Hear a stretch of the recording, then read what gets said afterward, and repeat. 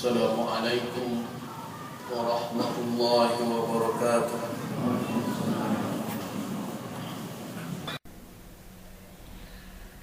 Nah, sebenarnya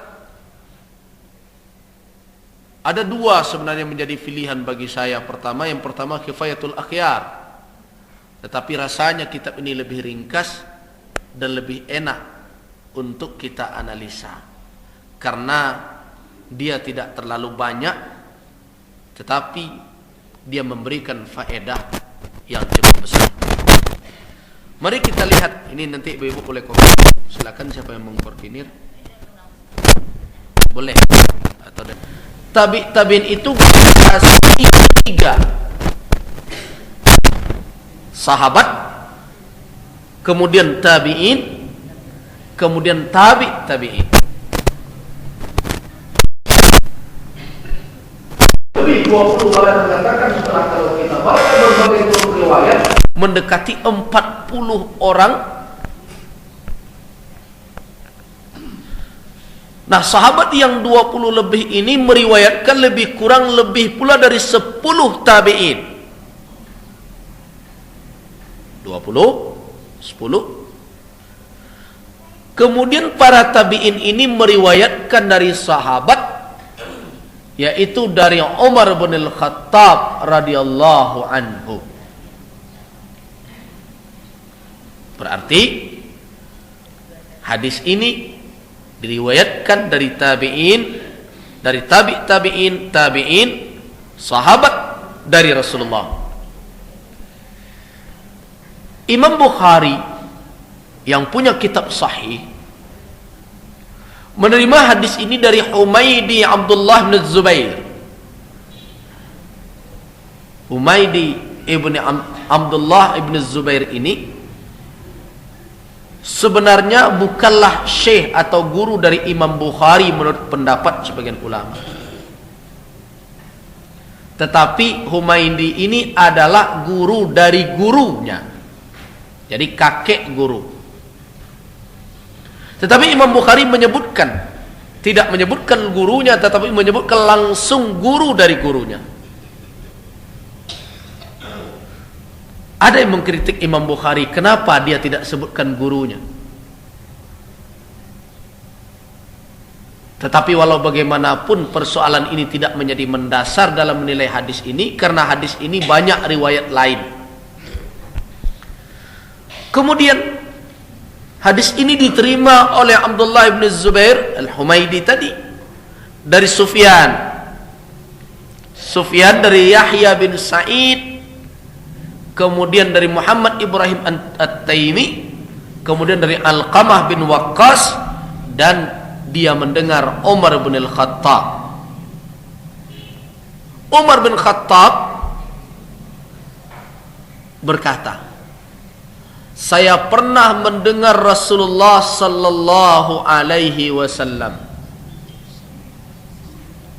Berarti hadis ini diriwayatkan sampai kepada Rasul.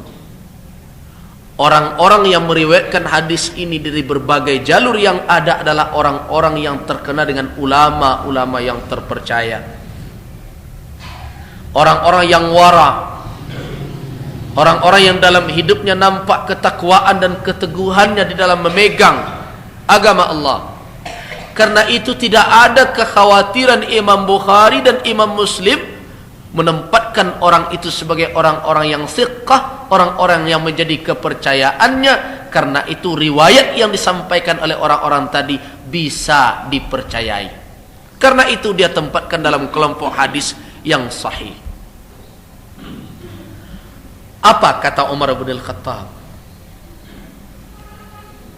Di dalam riwayat lain dikatakan sami'tu Rasulullah sallallahu alaihi wasallam yaqulu 'alal mimbar. Rasulullah pernah berkata di atas mimbar. Di dalam riwayat lain cuma mengatakan saya mendengar Rasulullah bersabda, tidak disebutkan 'alal mimbar, di atas mimbar. Apa kata Rasul? Innamal a'malu binniyat.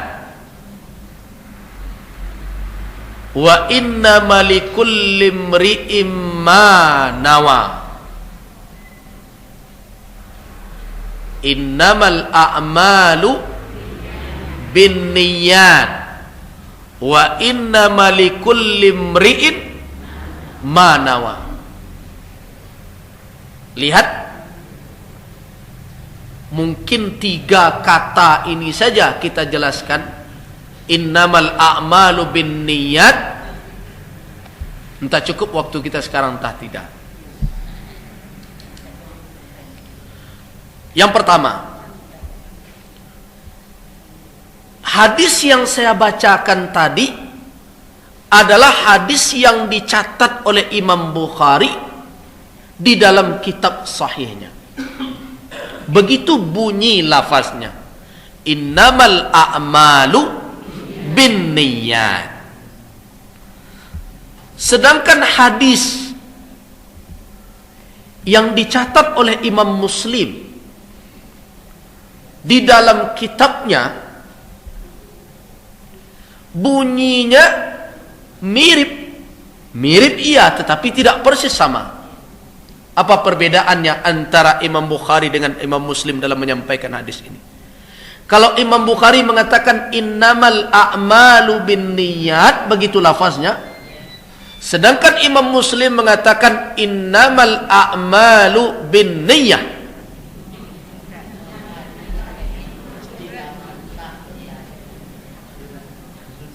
Imam Bukhari mengatakan an-niyat, Imam Muslim mengatakan an-niyah. Apa bedanya? Yang jelas niyah adalah bentuk tunggal, satu. Sedangkan niat adalah jamak, banyak. Banyak niat.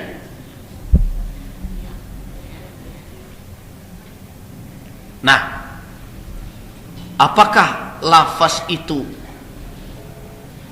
maksudnya makanya berbeda? Para ulama mencoba memahami perbedaan lafaz itu. Seperti yang kita lihat di dalam kitab Al-Imam Ibnu Hajar Al-Asqalani, tatkala mensyarahkan hadis Bukhari, kitab syarah itu dinamakan kitab Fathul Bari, bahwa keduanya tidak ada yang keliru. Kalau dikatakan an-niyat, banyak niat, itu tak lebih untuk mencocokkan dengan al-a'mal. Innamal a'mal, a'mal itu juga banyak. Bahwasanya amal-amal, jadi bukan satu amal itu. Jadi kalau amal satu cuma itu. Tapi kalau a'malun, banyak amalan. Nah, kalau banyak amalan berarti kalau berniat banyak pula niatnya. Setiap amal mesti ada niatnya. Nah, lafaz Bukhari begitu. Berarti memfaedahkan amalan itu mempunyai niat di awalnya. Menunjukkan bahwa amalan apapun ada niatnya. Karena Rasul mengatakan a'mal, maka Rasul menjamakkan niat. Ini namanya munasabah, sesuai. Tetapi kenapa Imam Muslim membuat niat itu menjadi tunggal? Begitu lafaz yang dia pilih. Imam Muslim memilih nafas itu menurut analisa ahli hadis adalah karena niat itu memang banyak, tetapi niat itu kan pekerjaan hati. Hati itu satu. Jadi menunjukkan kesatuan hati atas seluruh amalan itu tertuju hanya kepada yang satu, lillah. Makanya dia buat tunggal. Itu lafaz yang dia pilih. Walaupun Memang niat itu banyak, setiap amalan ada niatnya, tetapi seluruh niat amalan itu pada hakikatnya satu ujungnya, yaitu lillah wa ma umiru illa liya'budullaha mukhlishina lahuddin, yaitu ikhlas. Nah, sekarang mari kita lihat innama. Kata innama di dalam bahasa Arab memfaedahkan hasar atau pembatasan. Anan hasar yaitu menetapkan hukum kepada yang disebut saja nan indak tasabui indak kanai. Itu hasar namanya. Ibu sajonyo nan hebat, berarti nan lain tak hebat itu. Kalau pakai hanya itu hasar, pembatasan. Bukit tinggi sajonyo nan dingin, berarti nan lain tak dingin. Kalau begitu kalimatnya.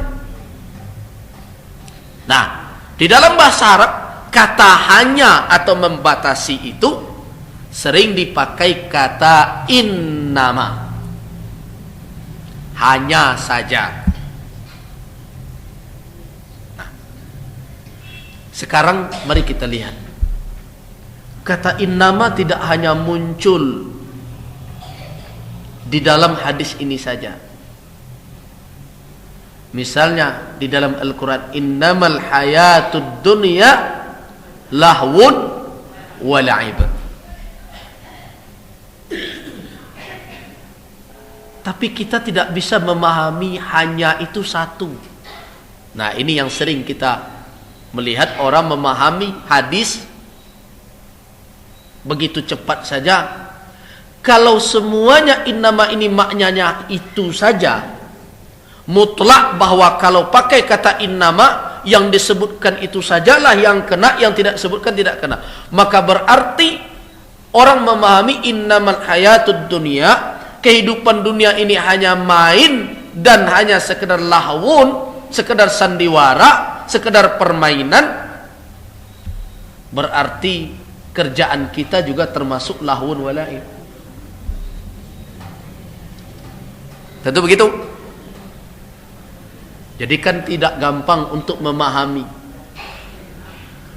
Kalau kita katakan dunia ini hanya sandiwara, dunia ini hanya permainan, terus ibu-ibu datang ke masjid ini bermain-mainkah? Bukankah ini mendapat pahala dari Allah? Bukankah ini halaqah zikir? Bukankah Allah sayang kepada orang yang menuntut ilmu? Apakah ini permainan? Nah, bagaimana memahaminya ayat tadi? Jadi karena itu siapapun saya menghimbau, masyarakat umumkah, ustadzkah, ulamakah, jangan tergesa-gesa. So kalau ayat itu kita fahami begitu, dunia ini hanya main-main saja, maka seluruh kehidupan ini tidak ada yang serius, semuanya akan main-main. Padahal Allah mengatakan tidak baik meninggalkan kehidupan dunia untuk mengejar akhirat. Nah, bagaimana mempertemukan? Nah, karena itulah ulama akhirnya menyimpulkan, kalau ada pembatasan dalam bentuk hasar, itu terbagi kepada dua. Yang pertama hasar mutlak. Misalnya, innamas syaitan aduun.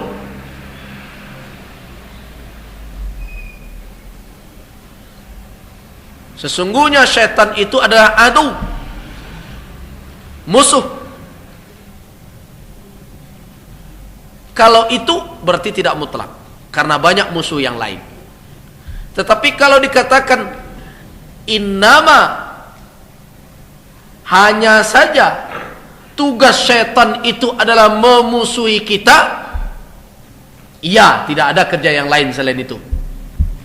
Itu mutlak namanya. Apakah syaitan pernah berkawan dengan kita?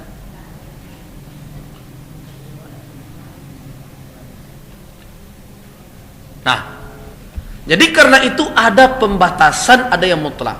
Tetapi kalau kita katakan tadi innama al-hayatud dunya lahwun wa la'ib, itu tidak mutlak, tidak seluruhnya. Ada dari yang lahwun wa la'ib itu, ada dari perbuatan kita di dunia ini yang tidak termasuk kelompok main-main, yang tidak masuk kategori bersandiwara, tapi betul-betul serius. Nah, sekarang kita lihat innama di dalam hadis ini. Apakah kata innama di sini adalah seluruh amalan?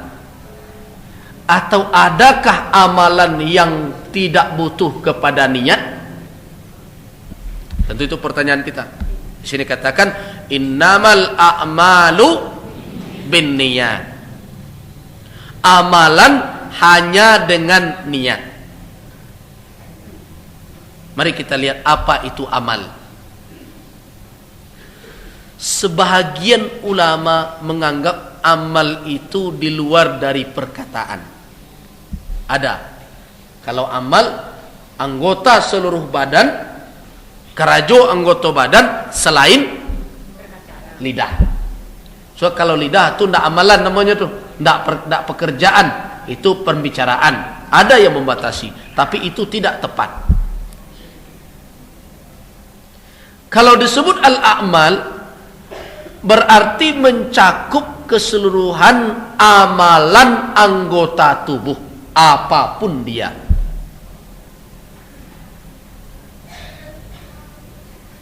Tetapi kalau kita tetapkan seluruh amalan anggota tubuh itu adalah tergantung atau bergantung kepada niat,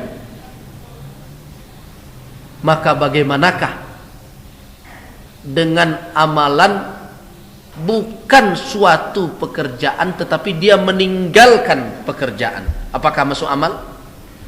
Ibu-ibu tidak minum khamar, apakah masuk amal? Bapak-bapak sekarang tidak merokok misalnya, apakah itu termasuk amal? Yang tidak. Kalau merokoknya, ya itu amal, pekerjaan itu, tapi belum tentu saleh dan tidak saleh. Salat itu amal, tapi meninggalkan salat ketika haid amalkah itu? Nah, belum, tunggu dulu.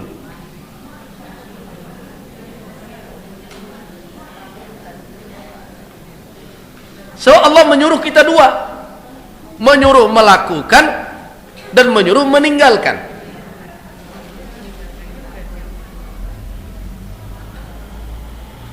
Nah, kalau kita mengatakan bahwa keduanya amal, maka dia mesti ada niat juga.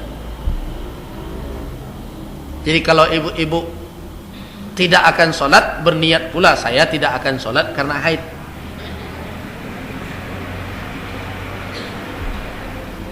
tentu begitu. So itu termasuk amal.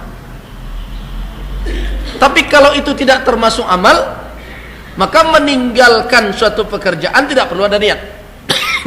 Cukup ditinggalkan saja. Nah, sepertinya kan saya bergarah-garah. Tidak. Ada problem yang nanti sulit untuk dipecahkan. Apabila ada seorang istri yang ditinggalkan oleh suami pergi merantau, ternyata terlambat kabar kepadanya suaminya meninggal di rantau, dia baru tahu sebulan setelah itu. Kapankah dihitung haidnya, masa iddahnya? Apakah semenjak suaminya meninggal atau semenjak kabar sampai?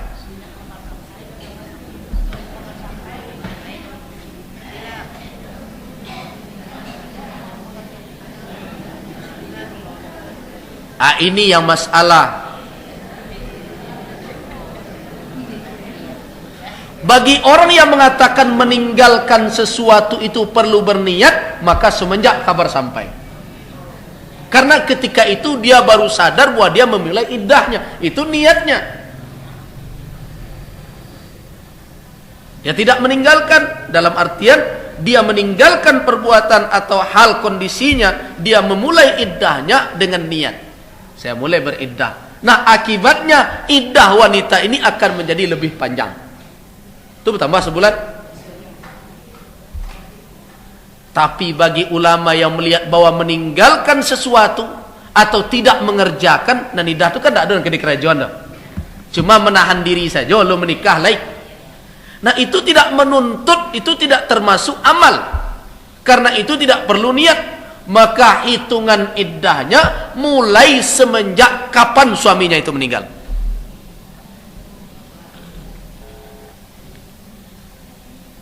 Nah, itulah yang akhirnya menjadi ulama berkeringat memikirkan itu. Hukum yang ditetapkan itu dampaknya ke ibu-ibu, bisa menikah bila kau nak kahwin cik lain. Jadi jangan dianggap enteng perbedaan yang begitu. Apalagi kalau ladolan tampak. Nah, kalau seandainya kita serampangan di dalam menetapkan, maka akibatnya kan akan berbahaya. Orang yang menikah dalam keadaan iddah, itu nikahnya tidak sah. Jadi bapak dan ibu-ibu, setelah kita melihat begini hadis, jangan dikira setelah hadis dibaca selesailah masalah. Karena itu Rasul menyuruh ada yang bisa berijtihad.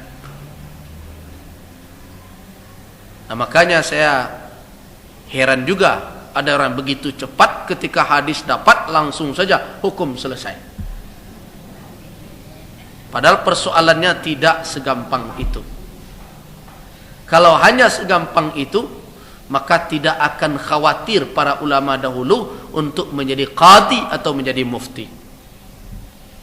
Imam Abu Hanifah rela untuk dicambuk asal jangan menjadi hakim. Imam Malik bin Anas rela digiring ke hadapan raja untuk dicambuk asal jangan dijadikan sebagai qadi. Imam Syafi'i melarikan diri dari berbagai tempat hanya untuk menghindar dari jabatan sebagai hakim atau qadi. Imam Ahmad bin Hanbal juga demikian. Kenapa? Meletakkan hukum yang telah dijelaskan oleh Allah dan Rasul kepada persoalan tertentu itu bukan pekerjaan ringan. Nah, ini contoh. Kita baru berbicara tentang amal. Nah, jumhur ulama dan Imam Al-Ghazali juga memilih, saya sependapat dengan itu. Kalau untuk meninggalkan sesuatu atau tidak melakukan, maka tidak perlu kepada niat.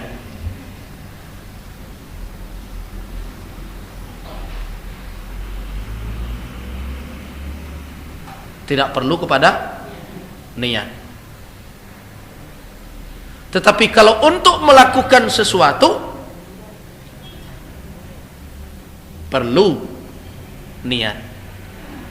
Tetapi akan ada problem lagi, bagaimana puasa.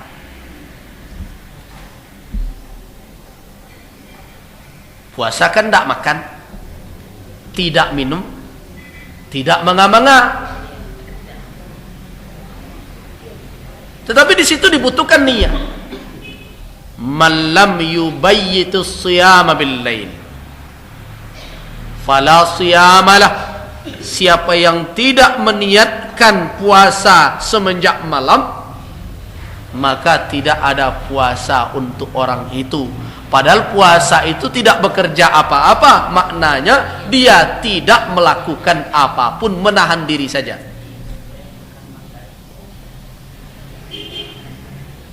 Nah, maka akan ada lagi kategori lain dari amal. Yang pertama adalah amalan yang tidak ada di dalam tradisi kebiasaan, tetapi itu ibadah khusus. Ibadah khusus. zikir, ya, bertasbih, bertakbir, mengucapkan insyaallah, subhanallah. Apakah itu butuh niat juga? Nah, para ulama menetap kalau ibadah itu tidak ada kemiripan dengan adat atau kebiasaan, maka pada hakikatnya dengan memulai perbuatan itu sudah termasuk dalam kategori meniatkannya. Tetapi kalau ibadah itu ada kemiripan dengan adat, maka di situ dibutuhkan niat. Contoh, bapak-bapak biasa memberikan uang belanja kepada ibu-ibu. Kalau ada yang meniatkannya lillah, maka menjadi ibadahlah dia. Tetapi kalau ada yang memberikan begitu saja, maka menjadi adahlah dia.